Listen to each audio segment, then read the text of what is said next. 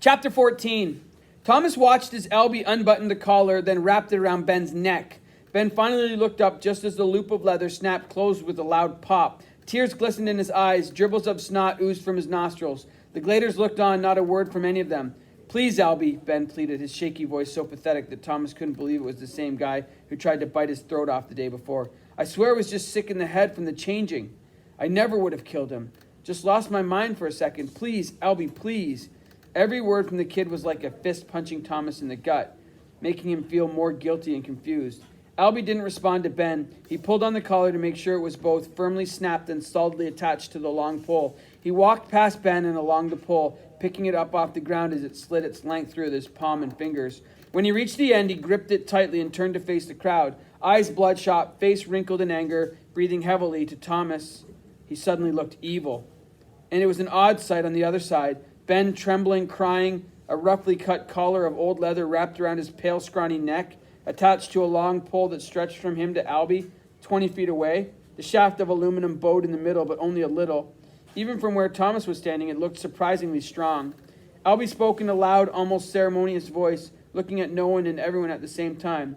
"Ben of the Builders, you've been sentenced to banishment for the attempted murder of Thomas the newbie. The keepers have spoken, and their word ain't changing. And you ain't coming back. Ever." A long pause. "Keepers, take your place on the banishment pole."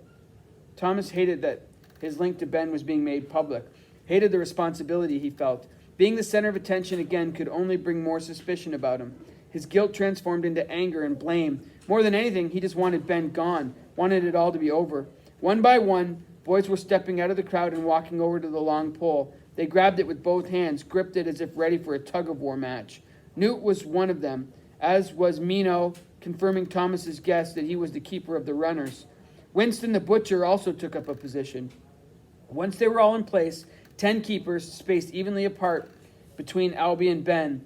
The air grew still and silent. The only sounds were the muffled sobs of Ben, who kept wiping at his nose and eyes. He was looking left and right, though the collar around his neck prevented him from seeing the pole and keepers behind him. Thomas's feelings changed again. Something was obviously wrong with Ben. Why did he deserve this fate? Couldn't something be done for him? Would Thomas spend the rest of his days feeling responsible? "Just end," he screamed in his head. "Just be over." "Please," Ben said, his voice rising in desperation. "Please!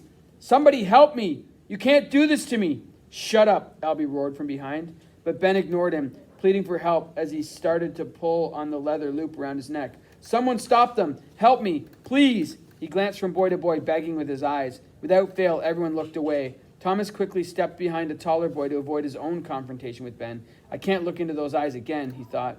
"If we let shanks like you get away with this stuff," Albie said, "we never would have survived this long. Keepers, get ready." "No, no, no, no, no," Ben was saying half under his breath. "I swear I'll do anything. I'll swear I'll never do it again. Please."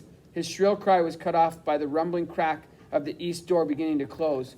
Sparks flew from the stone as the massive right wall slid to the left, groaning thunderously as it made its journey to close off the glade from the maze for the night. The ground shook beneath them, and Thomas didn't know if he could watch what he knew was going to happen next.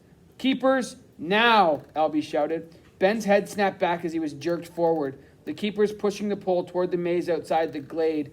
A strangling cry erupted from Ben's throat, louder than the sounds of the closing door. He fell to his knees, only to be jerked back to his feet by the keeper in front, a thick guy with black hair and a snarl on his face. "No!" Ben screamed, spit flying from his mouth as he thrashed about, tearing at the collar with his hands. But the combined strength of the keepers was way too much, forcing the condemned boy closer and closer to the edge of the glade.